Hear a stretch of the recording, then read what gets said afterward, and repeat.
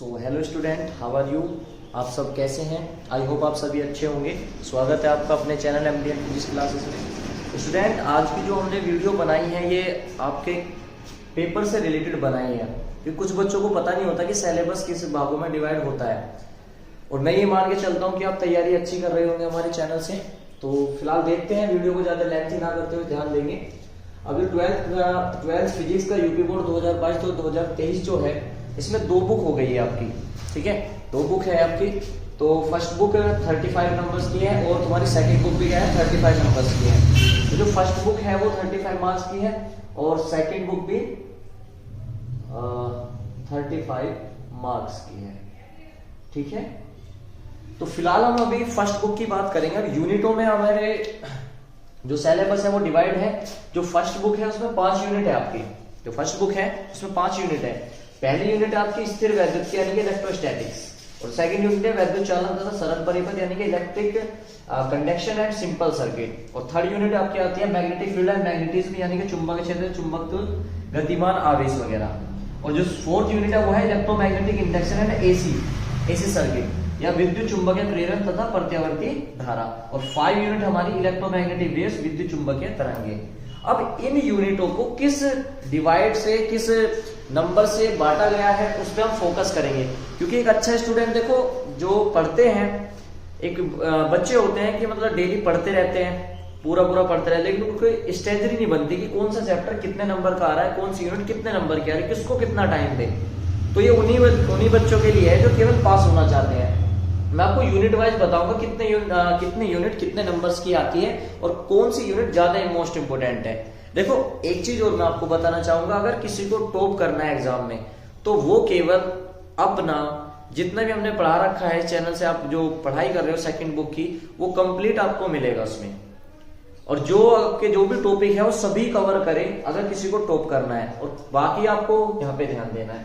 तो unit number जो first है आपकी, वो आपकी यूनिट नंबर फर्स्ट यानी कि वैद्युत स्थिति इलेक्ट्रोस्टैटिक्स, वो आपकी बटी हुई है। पहली जो यूनिट है वो आपकी 8 मार्क्स की है, 8 मार्क्स। ठीक है, 8 मार्क्स की यूनिट है तुम्हारी। और जो यूनिट नंबर सेकंड है वो आपकी कितनी है, कितने मार्क्स की है, 7 मार्क्स की। ये 7 मार्क्स की यूनिट है आपकी। ठीक है, यूनिट नंबर जो थर्ड है वो हमारी 8 मार्क्स की है, 8 मार्क्स।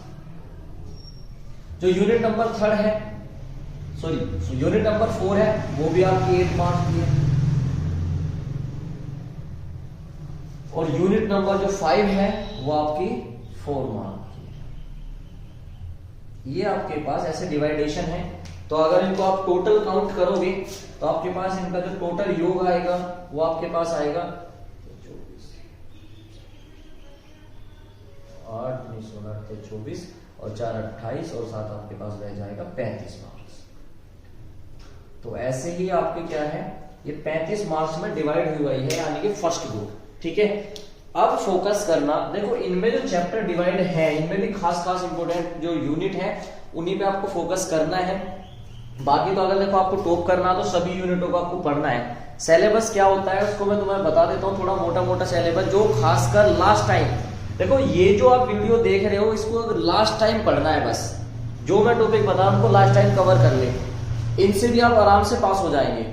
तो मोस्ट प्रोबेबिलिटी होती है कि यूपी बोर्ड में आपके 5 या 7 सेट खुलते हैं, उन सेट में अलग अलग क्वेश्चन आते हैं। ठीक है, लेकिन जो मैं आपको क्वेश्चन बताऊंगा मोस्टली ये क्वेश्चन आपको देखने को मिल जाते हैं, ये आपको पास करा देंगे केवल।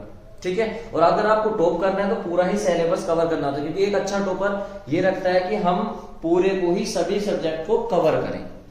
ओके स्टूडेंट, तो यहां पे हम ध्यान देंगे। देखो जो पहली यूनिट है, अब पहली यूनिट के कुछ इंपोर्टेंस पॉइंट हैं, मैं आपको इंपोर्टेंस पॉइंट बताता हूं। जैसे कि आपके पास पहला पॉइंट है कूलाम्स लॉ यानी कि कूलाम का नियम, कूलाम का नियम। अब ये हिंदी में भी है, इंग्लिश में मींस कूलाम्स लॉ है आपका पहला पॉइंट। फिर आपके पास आता है एप्सिलॉन नोट, निर्वात की वैद्युतशीलता। इट मींस आपके पास परमिटिविटी ऑफ वैक्यूम है, यानी कि एप्सिलॉन नोट के बारे में पूछने को मोस्टली आ जाता है। और आपके पास डाइलेक्ट्रिक सब्सटेंस होता है के के बारे में पूछने को आ जाता है। के क्या होता है, के की यूनिट कितनी होती है, एप्सिलॉन नॉट की यूनिट कितनी होती है, इसकी वैल्यू कितनी होती है, ये आपके पास पूछने को आ जाता है, बहुत ज्यादा पूछने को आता है, ठीक है। और इसमें आपके पास इलेक्ट्रिक फील्ड इंटेंसिटी यानी कि विद्युत क्षेत्र की तीव्रता है, वो क्या होती है आपकी E equal to F upon में क्यू, ये आपको देखने को मिल जाएगी, इस पर रिलेटेड कुछ क्वेश्चन मिल जाते हैं। और आपके एक पोटेंशियल है, इलेक्ट्रिक पोटेंशियल यानी कि विद्युत विभव, वो होता है V equal to W upon में क्यू, इस पर आपको क्वेश्चन देखने को मिल जाएंगे, ठीक है। इनके यूनिट डायमेंशन आपको देखने को मिल जाते हैं, यूनिट डायमेंशन की मात्रा और विभव सूत्र राशि कैसी है। फिर आपको मोस्ट इंपोर्टेंट चीज आती है यहाँ पे इलेक्ट्रिक डाइपोल मोमेंट यानी कि विद्युत क्षेत्र की विद्युत द्विध्रुव आघूर्ण, विद्युत द्विध्रुव आघूर्ण, और वो हमारा होता है जो कंडीशन है। देखो मैं आपको थोड़ा फास्टली बता रहा हूं क्योंकि लिखने में स्पेस थोड़ा कम है, यहाँ पे जब मैं बोलता रहूंगा आप लिखते रहना। तो V equal to W upon में क्यू हो गया आपके पास, P equal to electric dipole moment होता है विद्युत द्विध्रुव आघूर्ण, P equal to Q into 2N, इसमें हो गया। इसके कारण यानी कि इलेक्ट्रिक डाइपोल के कारण आपके पास E या V यानी कि इलेक्ट्रिक फील्ड E और पोटेंशियल V का फॉर्मूला डेराइव करने का रहता है आउट ऑफ एक्सिस और ऑन ऑफ एक्सिस में, इट मींस अक्षीय स्थिति और निरक्षीय स्थिति में। मेरी बात फिर से ध्यान देना, वर्डिंग सुनते रहना, लिखते रहना, आउट ऑफ एक्सिस और ऑन ऑफ एक्सिस यानी कि अक्षीय और निरक्षीय स्थिति में फॉर्मूला डेराइव करने को जरूर आएगा आपके पास, एक फॉर्मूला एक डेरिवेशन आएगा। फिर टो इक्वल टू होता है पी साइन थीटा, अब ये बहुत क्रेज में चल रहा है, tau equal to P sine theta, ये भी आपको पूछने को आ सकता है। फिर आपके पास एक फॉर्मूला होता है relation between E and B equal to delta V upon में एक्स, एक ये रिलेशन है आपका, ठीक है। ये कुछ छोटे छोटे से मैं आपको पॉइंट बता रहा हूँ, इनसे रिलेटेड आपको देखने का एग्जाम में आराम से मिल जाएगा, ठीक है। फिर आपके पास आती है गोस थ्योरम। अब इलेक्ट्रिक फ्लक्स है यानी कि phi equal to E dot A, E dot A, इस पर आपको न्यूमेरिकल देखने को मिल जाएगा। अदरवाइज आपकी जो गोस थ्योरम है, गोस का नियम, गोस प्रमेय, देखो जो गोस थ्योरम है मोस्ट इंपोर्टेंट है गोस थ्योरम। अब गोस थ्योरम यानी कि गोस प्रमेय और उसके अनुप्रयोग यानी कि एप्लीकेशन, एप्लीकेशन जरूर देखने को मिलेगी आपको। और एप्लीकेशन 2 है, एक तो आपकी वायर वाली है, प्लेट वाली है, प्लेट वाली है एंड वायर वाली। प्लेट में यहाँ पे सीट भी बोल देते हैं उसको, प्लेट या सीट, ठीक है। यानी कि प्लेट और चादर या हमारा वायर यानी कि तार के कारण आपके पास ऐसा आएगा कि गोस की प्रमेय का, गोस की थ्योरम का यूज करते हुए प्लेट या वायर के लिए इलेक्ट्रिक फील्ड इंटेंसिटी का फॉर्मूला डेराइव करिए, ये आपको जरूर देखने को मिलेगा। गोस की थ्योरम ऐसा कोई सा ईयर नहीं गया है जिसमें गोस की थ्योरम नहीं आई है। मेरी बात फिर से ध्यान देना, गोस की प्रमेय जरूर करके जानी है आपको, गोस की थ्योरम यानी कि गोस थ्योरम और उसका प्रूफ और उसकी एप्लीकेशन आपको जरूर देखने को मिलेगी, ठीक है। फिर हम आ जाते हैं आगे। आगे हमारे पास देखने को मिलता है इसी यूनिट में कैपेसिटेंस सी, सी की यूनिट सी आ जाएगी, सी की यूनिट डायमेंशन या उसके यूज। जो कैपेसिटेंस है आपका, कैपेसिटेंस, कैपेसिटेंस इट मींस धारिता, या आपके पास आ जाएगा संधारित्र, संधारित्र और उसके प्रयोग, अनुप्रयोग आ जाएंगे। अब यहां पर एक समांतर प्लेट संधारित्र, पैरेलल प्लेट कैपेसिटेंस, आप फॉर्मूला देख लेना, फॉर्मूला आता है C इक्वल टू के ए एप्सिलॉन नॉट अपॉन में एक्स, और इसकी निर्भरता यानी कि डिपेंडेंस, इसकी निर्भरता इट मींस डिपेंडेंस जरूर देखने को मिलेगी, C इक्वल टू के एप्सिलॉन नॉट अपॉन में एक्स, ठीक है। मोस्ट प्रोबेबिलिटी है आपके सेट में देखने को आराम से मिल जाएगी, C इक्वल टू के एप्सिलॉन नॉट अपॉन में एक्स, ये आपकी निर्भरता देखने को मिलेगी प्रूफ करने के लिए डेरिवेशन। मैं केवल जो आपको बता रहा हूं, एक चीज और ध्यान देना, मैं जो केवल आपको बता रहा हूं वो लॉन्ग और शॉर्ट बता रहा हूं, इट मींस दीर्घ और लघु क्वेश्चन बता रहा हूं। बाकी आप अगर आपको बेस्ट तैयारी करनी है तो देखो हमारे चैनल में पूरी सेकंड बुक डाली मैंने अपलोड की हुई है, वहां पे आप देख ले, उससे बाहर मुश्किल ही कोई क्वेश्चन आएगा, आपको आराम से वहां से 35 में से 30 मार्क्स के वीडियो लेक्चर आपको मिल जाएंगे, ये पक्की ये बात है। दूसरा अगर आप यहाँ बात करें जो आप मॉडल से वर्क कर रहे हो, देखो कुछ बच्चे ऐसे होते हैं जो प्राइवेट पढ़ते रहते हैं या जिनको वर्क टाइम नहीं मिलता, तो देखो अब लास्ट टाइम है, आप तो आप घुस जाइए किताबों में। तो आपको क्या करना है, जो मॉडल है मॉडल से केवल वेरी शॉर्ट और शॉर्ट क्वेश्चन लर्न करें, लॉन्ग और सॉरी वेरी शॉर्ट और आपके पास एमसीक्यूज। क्योंकि अगर हम पेपर का पैटर्न की बात करें तो देखो पेपर का पैटर्न अभी नहीं बताया मैंने, पेपर का पैटर्न भी सुन लें। जो पेपर का पैटर्न है वो एमसीक्यू जो आते हैं वो कितने आते हैं, 6 आते हैं, प्रत्येक 1 नंबर का आता है, 6 नंबर के एमसीक्यूज आते हैं। जो वेरी शॉर्ट आते हैं, वेरी शॉर्ट जो आते हैं वे आते हैं हमारे 6, वे भी 1 नंबर के आते हैं, यानी कि 6 हो जाएंगे, ये भी 6 मार्क्स के हो जाएंगे। फिर आपको क्या आते हैं शॉर्ट, और शॉर्ट 2 टाइप्स के आते हैं, एक आते हैं 4 × 2 यानी कि 4 क्वेश्चन आते हैं और 2 मार्क्स के आते हैं, तो हो जाएंगे हमारे पास 8। और अगर हम बात करें एक और शॉर्ट आते हैं, दूसरे शॉर्ट में लॉन्ग टाइम में आएंगे, वे आते हैं आपके पास 10 और प्रत्येक होते हैं तुम्हारे 3 नंबर के, 30 मार्क्स के। और फिर आते हैं आपके लॉन्ग, अगर पेपर पैटर्न की बात करें फिर आते हैं लॉन्ग, और लॉन्ग आते हैं आपके पास 4 और 4 करने होते हैं, प्रत्येक होते हैं 5 नंबर के, यानी कि 20 मार्क्स के, ठीक है। और फिर इस हिसाब से आपका बढ़ जाता है 70 मार्क्स का एक पेपर। फिर से फोकस करेंगे, देखो जो एमसीक्यू है इसमें कोई छूट नहीं आती, एमसीक्यू 6 के 6 करने होते हैं, वेरी शॉर्ट आपको 6 के 6 करने होते हैं, शॉर्ट में 4 होते हैं, 4 के 2 यानी कि जो 4 है वो एवरी क्वेश्चन 2 मार्क्स का होता है, यानी कि 8 मार्क्स हो गए। शॉर्ट होते हैं 10 क्वेश्चन आता है, 10 होते हैं, पर जो एवरी क्वेश्चन है वो 3 मार्क्स का आता है, यानी कि 30 मार्क्स हो गए। अब ये जो लॉन्ग है, ये जो लॉन्ग है ये तुम्हारे 8 क्वेश्चन आते हैं, 8 में से 4 करने को होता है। इट मींस जो आपके पास लॉन्ग आएगा, लेट्स सपोज लॉन्ग आ गया तो एक क्वेश्चन लॉन्ग ये रहेगा और करके उसी में एक और क्वेश्चन रहेगा, दोनों में से एक करने होते हैं बस, दोनों में से। इट मींस आपके पास 8 क्वेश्चन आते हैं, 8 में से आपके पास 4 करने होते हैं बस, ठीक है। तो आई होप ये अगर आप पढ़ते हो तो आराम से 8 में से 4 तो यार कर ही देते हैं बच्चे, ठीक है। तो ये 20 और 30 यानी कि 50 मार्क्स आराम से आप अचीव कर लेते हो। बाकी ऊपर वाले जो एवरेज बच्चे हैं वो समथिंग 50 के अबाउट ले आते हैं, जो आपके टॉपर हैं वो 55 से ऊपर चले जाते हैं, ठीक है। और अभी टॉपर ये तो आपके पास पेपर का पैटर्न है, एमसीक्यू जो आते हैं इस टाइप के आते हैं। इसका आप स्क्रीनशॉट ले लो, फिर मैं टफ इसको रफ कर दूंगा, फिर आगे की बातें बताता हूँ आपको सेकंड यूनिट में क्या क्या टॉपिक है। देखेंगे तो ये तो हमारा पेपर का पैटर्न था, 70 मार्क्स किस तरह से डिवाइड रहते हैं। फिर इसी में हम जो यूनिट नंबर फर्स्ट में चल रहे थे, सी आ गया के एप्सिलॉन नॉट अपॉन मैक्स, और इसकी निर्भरता हो जाती है। फिर इसके बाद कभी कभी देखने को आ जाता है कि आंशिक रूप से के भरने पर, आंशिक रूप से यानी कि पार्शियल रूप से फिल्ड कर देते हैं हम के, यानी कि डायरेक्ट सबस्टेंस, तब क्या फॉर्मूला आता है, तब इसका फॉर्मूला आता है तुम्हारा, ठीक है। एक ये हो जाता है। फिर यहाँ पे एक न्यूमेरिकल देखने को जरूर मिलता है आपको, इस यूनिट में से 2 न्यूमेरिकल आपको देखने को मिल जाते हैं, जो या तो पी के या ई पे रिलेशन हो जाएगा, या फिर आपको कैपेसिटेंस में तो जरूर आएगा डायग्राम वाले न्यूमेरिकल जो आते हैं, ठीक है, उन्हें को देख लेना एक बार। तो आंशिक रूप से जो के फील्ड है वो हो गया। फिर इसके बाद आपके पास सीरीज और पैरेलल है, सीरीज कॉम्बिनेशन और पैरेलल कॉम्बिनेशन अर्थात श्रेणी क्रम और समांतर क्रम, उसके न्यूमेरिकल जरूर आएंगे, ठीक है, उसको देख लेना। फिर आपके पास आगे आता है सी इक्वल टू आपके पास एक फॉर्मूला पोटेंशियल एनर्जी का, U equal to half C V square, इसमें न्यूमेरिकल देखने को मिल जाता है। अदरवाइज आपके पास मोस्ट इंपोर्टेंट फॉर्मूला होता है कि स्मॉल यू चार्ज डेंसिटी, या ये सॉरी एनर्जी डेंसिटी होती है, ऊर्जा घनत्व, वो होता है small u equal to half के epsilon nought into E square. Most probability है कि आपके पास न्यूमेरिकल देखने को मिल जाता है, बहुत ज्यादा प्रूफ करने को आ जाता है, इसको आप देख लेना। बाकी देखो जो मॉडल है, मॉडल में क्वेश्चन दिए रहते हैं, बाकी आप जहां से पढ़ाई कर रहे हो वहां पे सब कुछ आपको कराया हुआ है। ये तो कुछ क्वेश्चन बता रहा हूं मैं कि इसके जो क्वेश्चन है जिनको नहीं पता वो यहाँ पे देख सकते हैं। अब वैद्युत चालन यानी कि तुम्हारा सिंपल सर्किट ये है। देखो मैं अगर इसके साथ जाऊं तो मैं आपसे ये कहूंगा कि इस पूरी यूनिट को तो कर ही लेना, छोटी छोटी सी यूनिट है, क्योंकि इसके मोस्ट इंपोर्टेंट जो टॉपिक है वो ये है। एक तो आपके पास रिलेशन आ जाता है I equal to N E A V D, इनको आप देख लेना।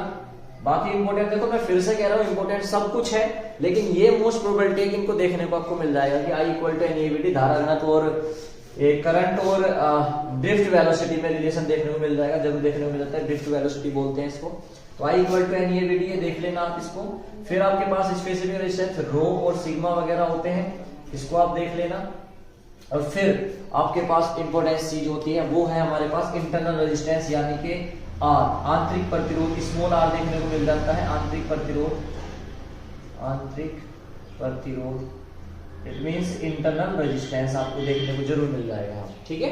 और फिर यहाँ पर इसी चैप्टर में आपके पास जो ये यूनिट है ये मोस्ट इंपोर्टेंट यूनिट है। इस यूनिट का पक्की बात है, मैं आपको 4 क्वेश्चन बता रहा हूं। क्या? पहला Kirchhoff law, Kirchhoff law, Kirchhoff का नियम, किरचॉफ का नियम।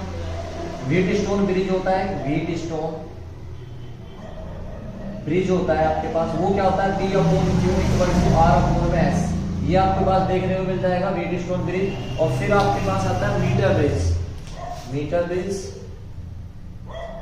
मीटर ब्रिज मीटर ब्रिज यानी कि मीटर सेतु देखने को मिल जाएगा। और एक होता है पोटेंशियोमीटर यानी कि विभव मापी।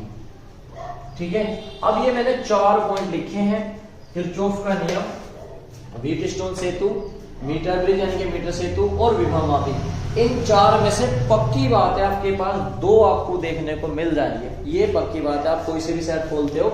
और अगर देखो, अगर थोड़ा पेपर टफ भी आता है तो आपको एक चीज तो देखने को मिल जाएगी, किरचॉफ का नियम, व्हीटस्टोन सेतु और मीटर सेतु और विभव मापी। 4 में से एक तो आपको पक्का मिलेगा ही, अदरवाइज 2 भी मिल जाते हैं, 3 भी मिल जाते हैं। ठीक है, अब अगले यूनिट पे अगर हम बात करें, देखो यूनिट तो बहुत अच्छी है ये, ऐसे कोई हम डिवाइड कर नहीं सकते हैं। देखो जो पेपर खुलते हैं सबका सेट अलग अलग खुलेगा।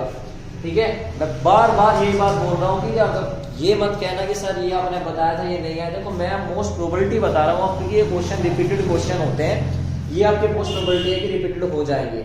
बाकी अगर आपको टॉप करना है, अच्छे नंबर लाने हैं, तो आपको सारा ही सिलेबस कवर करना पड़ता है। ओके बेटे, तो यहाँ पे अगर हम बात करें चुंबक क्षेत्र, चुंबकीय गतिमान आवेश की, तो बायो-सावर्ट लॉ है यहाँ पे, बायो-सावर्ट का नियम हो गया। फिर आपके पास एक रिलेशन है एप्सिलॉन नॉट और mu naught equal to 1/c² देखने को मिल जाएगा, एक रिलेशन ये है। एक हमारे पास एक बी का फॉर्मूला है सर्कुलर के लिए, b equal to μ0 ni/2πr, sorry pi नहीं आता गोले वाले के लिए, यानी कि स्फीयर सर्कुलर के लिए पाई नहीं आएगा। ठीक है, और फिर यहाँ पर मोस्ट इंपोर्टेंट चीज आती है, वो है एम्पियर का नियम, एम्पियर का परिपथीय नियम। इट मींस इसको इंग्लिश में बोलते हैं, मैं कुछ वर्डिंग हिंदी में बोल रहा हूँ, कुछ इंग्लिश में बोल रहा हूँ, तो ध्यान देते रहना, दोनों के लिए है। एम्पियर का सर्किटल लॉ ऑफ एम्पियर। ठीक है, और इसके यूज बहुत ज्यादा है। इसके यूज क्या है, तार वाला है, और एक इसमें यहाँ पे टोरॉइड है, ये आप देख लेना। तार के लिए इट मींस वायर के लिए, टोरॉइड के लिए बहुत ज्यादा देखने को मिलता है एम्पियर का परिपथीय नियम। ठीक है बेटे, फिर इसके बाद आता है लोरेंज बल देखने को मिल जाता है, वो बता देता हूँ, F equal to Q V B sine theta देखने को मिल जाएगा आपको, ये भी पक्की बात है, देखने को मिल जाएगा। और एक आपके पास आता है F equal to I D L sine theta, ये देखने को मिल जाएगा। फिर अगर हम बात करें टॉपिक की दूसरी, यहाँ पर एक फॉर्मूला है साइक्लोटोन या गोल गोल घूमने के लिए, तो R equal to M V upon में क्यू बी का आपको रिलेशन देखने को मिल जाता है। और ये क्वेश्चन बहुत ज्यादा पूछने को आता है कि यहाँ पे न्यूमेरिकल कि इलेक्ट्रॉन है वो किसी नाभिक के चारों ओर चक्कर लगा रहा है, एक इलेक्ट्रॉन है किसी नाभिक के चारों ओर चक्कर लगा रहा है, उसकी त्रिज्या इतनी है, त्रिज्या की वैल्यू दे देगा, वेग दे देगा, और आपसे क्या पूछ लेगा, आई की वैल्यू पूछ लेगा, आपका आई की वैल्यू पूछ लेगा। तो आई इक्वल टू यहाँ पे लगाना होता है इक्वल टू क्यू अपॉन में टी, और टी इक्वल टू आपको लगाना पड़ जाता है T equal to 2πr upon में बी, ये पूछ लेगा आपसे। ठीक है, अदरवाइज ये नहीं पूछेगा तो बी वाला पूछ लेगा, B equal to μ0 ni upon में 2r, ये इसका न्यूमेरिकल जरूर पूछ लेगा इस रिलेशन पर। ठीक है, इनको देख लेना बेटे एक बार। फिर इसके बाद आते हैं हमारे दो समांतर तारों के बीच लगने वाला फॉर्मूला, वो होता है हमारा बराबर μ0 ni1 i2 अपॉन में 2πr और इनटू में n, ये अब तक का मोस्ट इंपोर्टेंट फॉर्मूला है। ठीक है बेटे, फिर अगर हम बात करें आगे की, तो एक फॉर्मूला आता है टो इक्वल टू चुंबकीय क्षेत्र के लिए mb sin थीटा, या तो इसको आप ऐसे बोल दें या फिर आप इसको ऐसे बोल दे सकते हैं कि tau equal to NIAB sin theta. अब देखो जो मेरा माइंड कह रहा है, मेरी अपना जो तर्क है वो ही कह रहा है कि tau equal to P sin theta या tau equal to NIAB sin theta, दोनों में से एक आएगा, जरूर आएगा आपके पेपर में। ठीक है, आपके पास है कोई से भी सेट खुलता है, दोनों में से एक मिलता है। फिर यहाँ पे आती है हमारी धारा मापी यानी कि गैल्वेनोमीटर। चल के आपके पास गैल्वेनोमीटर दो हैं, वो दोनों में से एक कर लेना, धारा मापी यानी कि गैल्वेनोमीटर। और फिर यहाँ सबसे इंपोर्टेंट चीज बात आती है क्या, धारा मापी में आता है करंट सेंसिटिविटी यानी कि धारा सुग्राहिता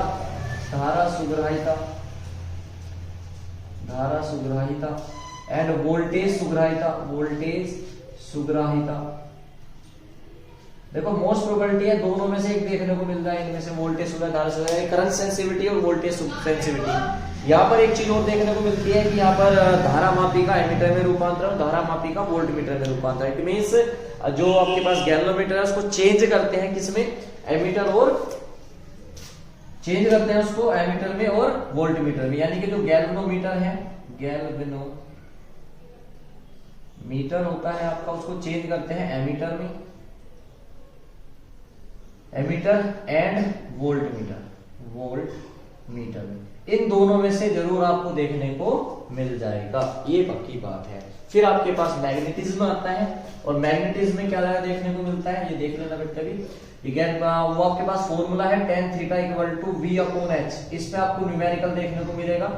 यहाँ पर एक दिक्पात कोण और नमन कोण आता है। सुनना, दिक्पात कोण होता है एंगल ऑफ डिप, और आपके पास नमन कोण होता है, सॉरी दिक्पात कोण होता है, मैंने उल्टा बोल दिया, जो नमन कोण होता है, नति कोण होता है, वो थीटा होता है, ठीक है। और मतलब एंगल ऑफ डिप होता है, एक होता है हमारे पास एंगल ऑफ डिक्लाइनेशन यानी कि अल्फा। इन दोनों में से एक देखने को जरूर डेफिनेशन मिलेगी। इट मींस थीटा या अल्फा में से एक न्यूमेरिकल आपको डेफिनेशन देखने को जरूर मिलेगी। ये चैप्टर का जरूर न्यूमेरिकल मिलना ही मिलना है, ठीक है। ये बात ध्यान रखना, दोनों में से एक मिलेगा, ठीक है बेटे। फिर इसके बाद आता है चुंबकीय प्रेरण प्रतिवर्ती धारा, it means electromagnetic induction and AC. अब यहाँ पर देखो क्या है, अगर हम इस यूनिट की बात करें, अगर हम इस यूनिट की बात करते हैं बेटे, तो इस यूनिट में विद्युत चुंबकीय प्रेरण या प्रत्यावर्ती धारा में आपको एक चीज देखने को मिलेगी विद्युत चुंबकीय प्रेरण और इसमें इलेक्ट्रोमैग्नेटिक इंडक्शन में, क्या कि यहाँ पर आपके पास इलेक्ट्रोमैग्नेटिक इंडक्शन ही टॉपिक है। एक हमारे पास क्या है, फैराडे नियम है, फैराडे लो है यहाँ पर, और इलेक्ट्रोमैग्नेटिक इंडक्शन है। इट मींस आपके पास यहाँ पे कोफिशिएंट ऑफ सेल्फ इंडक्शन है, कोफिशिएंट ऑफ म्यूचुअल इंडक्शन है। मेरे पास फिर से ध्यान देना, coefficient of mutual induction, coefficient of self induction, L और एम हम प्रेजेंट करते हैं एल से और एम से। इन दोनों में से आपको एक जरूर देखने को मिलेगा, दोनों का फॉर्मूला देख लेना। एल इक्वल टू ये बनता है माइनस के ई अपॉन में डेल्टा टी अपॉन डेल्टा आई अपॉन में डेल्टा टी, ये देखने को मिलता है, या एम इक्वल टू भी यही होता है आपके पास, ठीक है। इन दोनों को जरूर देखने को मिल जाती है। हिंदी इसकी यूनिट होती है। कभी कभी ये पूछने को आ जाता है कि एल अपॉन में आर जो यूनिट है वो किसकी होगी, एल अपॉन में आर जो यूनिट है वो किसकी होगी, ठीक है, ये पूछने को आ जाता है। थोड़ी लाइट की प्रॉब्लम हो रही है, चलो कोई नहीं। अब फैराडे लो हो गया, यहाँ पे एल अपॉन आर किसकी यूनिट है ये देखने को मिल जाती है। फिर इसके बाद अगर हम बात करें, फैराडे लो हो गया यहाँ तक, फिर यहाँ पर एक लेंज लो है बेटे। क्या है यहाँ पे, लेंज लो यानी कि लेंज का नियम और एडी करंट होती है भंवर धारा, एडी करंट यानी कि भंवर धारा, ये आपको जरूर देखने को मिलेगी। और इसमें से न्यूमेरिकल आता है किस फॉर्मूले पर, V equal to B V L sine theta. वो दे देगा कि एक हवाई जहाज की पंखों की चौड़ाई इतनी है, उसके विभवांतर याद करिए, रेलगाड़ी की पटरियों वाला क्वेश्चन आ जाता है यहाँ पे देखने को, V equal to B V L sine theta. इसमें से आपको एक न्यूमेरिकल देखने को जरूर मिलेगा, ठीक है बेटे।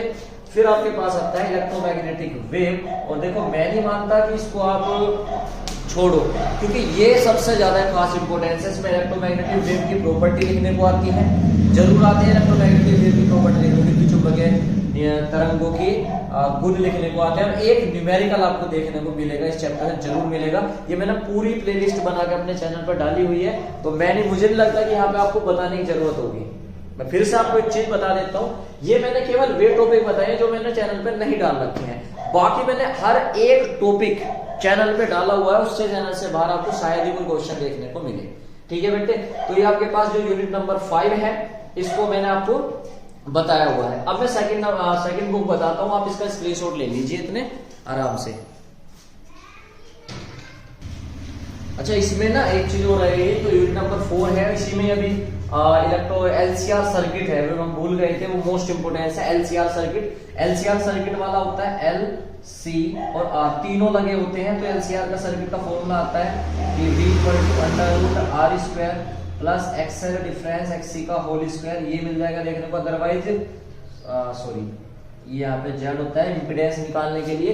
और यहीं पर एक रेजोनेंस की कंडीशन में अनुनाद की अवस्था में आपके पास फॉर्मूला होता है, और वो होता है हमारा F equal to 1/2 pi under root L into C. ये आवृत्ति यानी कि अनुनाद की अवस्था में एक आवृत्ति का फॉर्मूला है, ये आपको देखने को मिल जाएगा। एक एलसीआर सर्किट पर डेरिवेशन, और इस पे F equal to 1/2 pi under root L into C. और यहाँ पे आपको देखने को मिल जाता है कभी कभी एक्सएल प्रेरण प्रतिघात, एक्सी या आर, ये आपको देखने को मिल जाएंगे। ये सब कुछ आपको कराया हुआ है। फिर आपके पास यहाँ पे ट्रांसफॉर्मर है, वो भी इंपोर्टेंट है आपका बेटे। ट्रांसफॉर्मर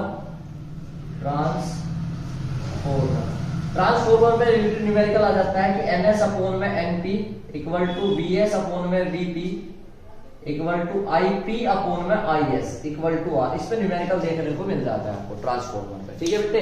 तो ये यूनिट बहुत ज्यादा इंपॉर्टेंट है, ये वाली। देखो मेरी अगर आप बात मानो तो आपके पास ये यूनिट 5 पूरी रट गए हो आप, अच्छी यूनिट है, बेहतरीन यूनिट है, बढ़िया नंबर देके जाएगी।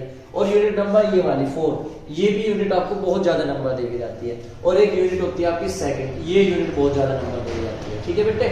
तो ये छोटी छोटी यूनिट भी है, देखो नंबर तो आपको सभी देंगे, लेकिन ये छोटी छोटी यूनिट है, 1 2 3, unit number second, unit number 4, unit number 5। आप इनको करोगे तो भी आपके पास काफी अच्छे मार्क्स आ जाते हैं। 8 4 12 और 7 19 नंबर हो जाते हैं यहाँ से। और अगर हम बात करें ये वाली और ये वाली, 16 नंबर की जो यूनिट है काफी लेंथी है, लेकिन इसमें मैंने टॉपिक आपको बता दिए हैं। और मैंने केवल आपको फर्स्ट बुक का बता रहा हूँ, क्योंकि सेकंड बुक का मैंने एक एक वीडियो आपको चैनल पर डाल रखी है, मैंने वहां पे जाए, हर एक टॉपिक इंपॉर्टेंट है बेटे, ये सब कुछ टॉपिक इंपॉर्टेंट है। इससे अदर भी आ सकता है, इससे ऐसे कोई नहीं है, लेकिन ये मोस्ट रिपीटेड क्वेश्चन आपको देखने को मिलते हैं। आप इन्हें पढ़ते रहेंगे तो कवर अप के हो जाएगा। आ जाइए बेटे सेकंड बुक देखो। सेकंड बुक भी आपकी क्या है 35 मार्क्स की है। वो कैसे कैसे डिवाइड कर रखी है हमारे सिस्टम ने, वो यूनिट इसमें सेकंड बुक जो है वो 4 यूनिट है। देखो जो नंबर बना के जाती है आपकी, सबसे ज्यादा नंबर जो देके जाती है वो सेकंड बुक देके जाती है। और मैंने सेकंड बुक की एक एक वीडियो अपने चैनल पर डाली हुई है, आप जाओ मेरे चैनल पर खोलो, प्लेलिस्ट बनी हुई है वहां पर, आप एक एक वीडियो देखो बेटे, वहां से आपका काम हो जाएगा। तो देखो यूनिट नंबर फर्स्ट जो है वो ऑप्टिक्स है, यानी कि प्रकाशिकी, 2 टाइप्स की प्रकाशिकी थी, हमने बता रखी है, रे ऑप्टिक्स और वेव ऑप्टिक्स, ठीक है बेटे। और ये जो यूनिट है वो 30 मार्क्स की है, 30 मार्क्स सबसे बड़ी यूनिट है और सबसे ज्यादा नंबर की है, यानी कि 30 मार्क्स की है। अगर हम बात करें यूनिट नंबर सेकंड की, ये हमारे पास 6 मार्क्स की है, 6 मार्क्स। और ये जो यूनिट है वो हमारी 8 मार्क्स की है, और ये यूनिट भी हमारी 8 मार्क्स की है। आप इन्हें काउंट कर सकते हो, आपके पास सिंपल निकल के आ जाएगा 8 और 8 16 और 6, तो आपके पास बन जाएगा 23 और 13 बन जाएंगे आपके पास, 8 और 8 16 और 6 22 और 13 सॉरी 33 हो जाएंगे, 35 मार्क्स हो जाएंगे कंप्लीट। तो ध्यान देंगे बेटे, वैसे तो मैंने इनके एक एक टॉपिक बता रखा, फिर भी मैं ओरली आपको थोड़ा सा बता दे रहा हूं, जिन्होंने नहीं पढ़ा वो थोड़ा ध्यान देना बेटे। जो रे ऑप्टिक्स है, अब रे ऑप्टिक्स में मैंने सबसे पहले आपको रिफ्लेक्शन पढ़ाया हुआ है, यानी कि परावर्तन पढ़ाया हुआ है। परावर्तन आपके 23 में, यानी कि 2023 में कटा हुआ है 30% सिलेबस में। तो रिफ्लेक्शन नहीं आएगा, रिफ्रैक्शन आएगा, यानी कि अपवर्तन आएगा। तो टॉपिक सुन लेना, अपवर्तन यानी कि रिफ्रैक्शन, क्रिटिकल एंगल, क्रांतिक कोण, TIR टोटल इंटरनल रिफ्लेक्शन यानी कि पूर्णांतिक परावर्तन, लिखते रहना बेटे। और फिर यहाँ पर एक हमारे पास इसके बाद आपके पास जो मैंने आपको कराया था कॉनकेव और कॉन्वेक्स मिरर के लिए एक फॉर्मूला कराया था, N/V - 1/U = N-1/R। कॉनकेव और कॉन्वेक्स के लिए, उत्तल और अवतल के लिए मोस्ट इंपोर्टेंट फॉर्मूला है बेटे, ठीक है, इसे आप जरूर करना। और यहाँ पर एक डेरिवेशन है लेंस मेकर फॉर्मूला, जब पतले लेंस के फोकस के लिए क्या होता है हमारा formula, 1/f = N-1 × 1/R1 - 1/R2। ये भी आपके पास फॉर्मूला देखना है इस यूनिट में, मोस्ट इंपोर्टेंस है, ऑप्टिक्स का है, रे ऑप्टिक्स का है। फिर आपके पास आता है यहाँ पर एक फॉर्मूला आता है न्यूटन का formula, x × x' = f × f', एक फॉर्मूला ये है। और आपके पास एक होता है हमारे पास क्या कि परस्पर संपर्क में रखे फॉर्मूले, तो 1/f = 1/f1 - 1/f2, एक ये फॉर्मूला होता है आपके पास, ठीक है बेटे। अब सुनो, ये 3 डेरिवेशन है, देखो ये कॉनकेव और कॉन्वेक्स के लिए ये डेरिवेशन है, 2 डेरिवेशन तो ये है, यानी कि एक ही डेरिवेशन है और एक है ये वाला।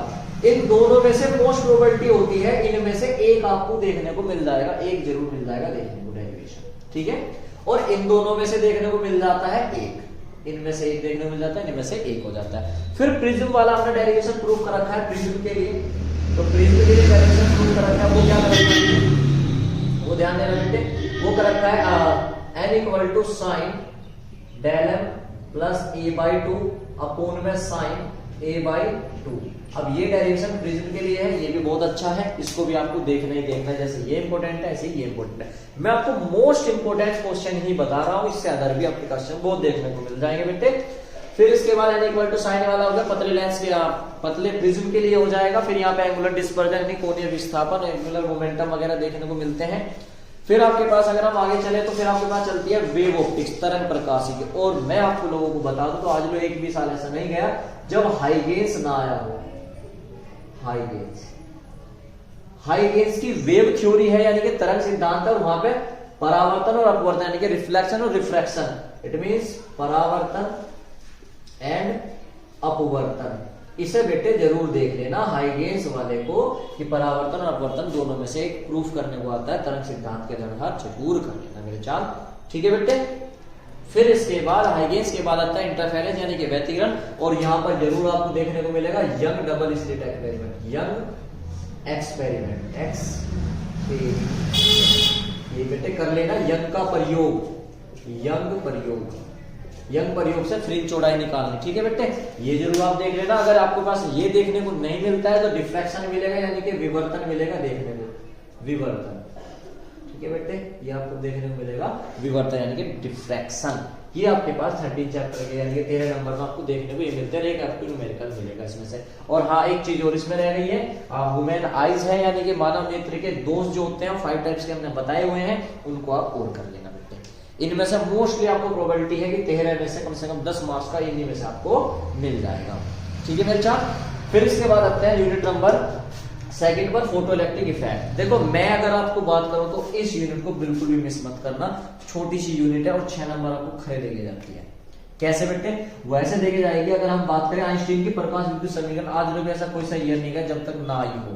कौन सी इक्वेशन आपको देखने को मिलेगी कि ई K equal to EP minus के डब्ल्यू, आपको देखने को मिलेगी इक्वेशन। या आपको ऐसे मिल जाती है E K equal to H nu minus K H nu zero, ये आपको इक्वेशन देखने को मिल जाती है। और डी ब्रोगली वेवलेंथ यानी कि समीकरण लैम्डा बराबर h अपॉन p या लैम्डा इक्वल टू 12.27 अपॉन में रूट v, और रूट v क्या हमारे यहाँ पोटेंशियल है यानी कि विभव है।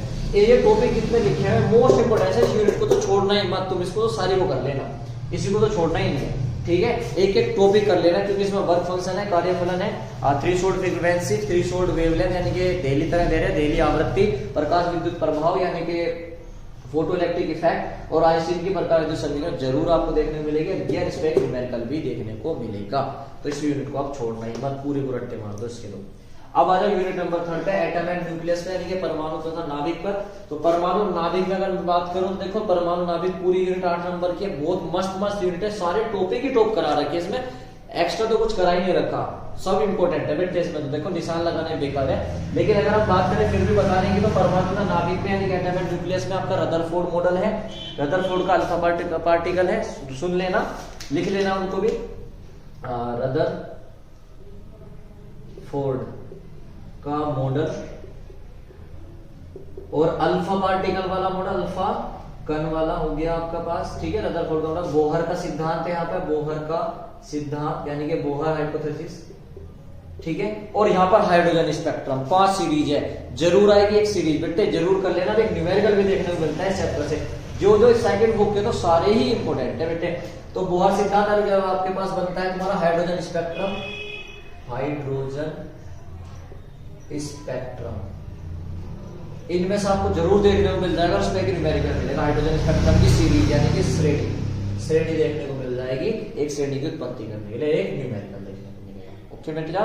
फिर न्यूक्लियस में आ जाता है नाभिक है विखंडन, नाभिक है संलयन यानी कि एक एमयू वगैरह आ जाएगा, एक एएमयू या गामा फोटोन की एनर्जी आ जाएगी, गामा फोटोन, तो गामा फोटोन होते हैं उसकी एनर्जी वगैरह आ जाएगी, एक एएमयू वगैरह आ जाएगी, कितनी एनर्जी होती है, और यहाँ पर युग उत्पादन वगैरह, प्रोडक्शन वगैरह। और यहाँ पर जो न्यूक्लियस है, न्यूक्लियस से रिलेटेड क्या आता है बेटे, न्यूक्लियर फिजन और nuclear fusion, nuclear fission and fusion. अब ये होता है विखंडन और ये होता है संलयन, दोनों को देखने में नाभिक के संलयन और नाभिक के विखंडन देखने को मिलेगा। मैं कुछ हिंदी में लिख दे रहा हूँ, कुछ इंग्लिश में बोल दे रहा हूँ, तो आप ध्यान देना वर्डिंग पे। तो न्यूक्लियर फिजन है, न्यूक्लियर फ्यूजन देखने को आपको जरूर मिलेगा। सोलर सेल है यहाँ पर, सोलर एनर्जी है यहाँ पर, ठीक है बेटे। फिर यहाँ पर अगर हम बात करें, इसमें इतना ही होता है, एक न्यूमेरिकल देखने को मिलता है इस वाले चैप्टर में से, ठीक है, एएमयू वगैरह देने के लिए, बाइंडिंग एनर्जी, बंधन ऊर्जा वगैरह आपको देखने को यहाँ पे मिल जाती है, ठीक है बेटे। तो बेटे ये हो गया हमारा गामा फोटोन और न्यूक्लियर फिजन। और न्यूक्लियर फिजन जरूर आपको देखने को मिलेगा न्यूमेरिकल। अब आ जाते हैं बेटे देखो सेमीकंडक्टर और लॉजिक गेट का। देखो 8 मार्क्स का है। मैं बार बार एक ही वर्ड बोल रहा हूँ, आप इंपोर्टेंट क्वेश्चन तो भूल जाओ। पूरी जितने भी चैनल पे डाल रखी हर एक टॉपिक कर लो, उससे बाहर आपको नहीं मिलेगा, ठीक है बेटे। लेकिन फिर भी सेमीकंडक्टर इसमें अगर हम देखें तो यहाँ पे आपके पास एनर्जी बैंड है, ऊर्जा बैंड है, एक न्यूमेरिकल वहां से आ जाता है, एन टाइप है और पी टाइप है। फिर हमारा पीएन जंक्शन है, पीएन जंक्शन। फॉरवर्ड बाइसिंग और रिवर्स बाइसिंग को बता रखा हमने, forward biasing and reverse biasing, यानी कि अगर अभिनत और उत्क्रम अभिनत हो गया। फिर आपके पास यहाँ हाफ वेव और फुल वेव अर्धतरंगिष्टकारी और हाफ वेव रेक्टिफायर और full wave rectifier, full wave rectifier, ठीक है। इन दोनों में से एक देखने को मिल जाएगा आपके पास, यानी कि अर्धतरंगिष्टकारी और पूर्ण तरंगिष्टकारी। फिर यहां पर आ जाता है ट्रांजिस्टर, ट्रांजिस्टर यानी कि ट्रांजिस्टर आपके पास कितने टाइप्स के थे, 2 टाइप्स के, एनपीएन और पीएनपी। ये आपके पास ट्रांजिस्टर देखने को मिल जाता है। कॉमन एमिटर हमने करा रखा है, कॉमन एमिटर आपके सिलेबस में है। और फिर इसके बाद गेट, और गेट क्या होते हैं हमारे 3 टाइप्स के थे, or gate, and gate and not gate, ठीक है। आपके पास नोट गेट थे और इनके कॉम्बिनेशन से बना था हमारा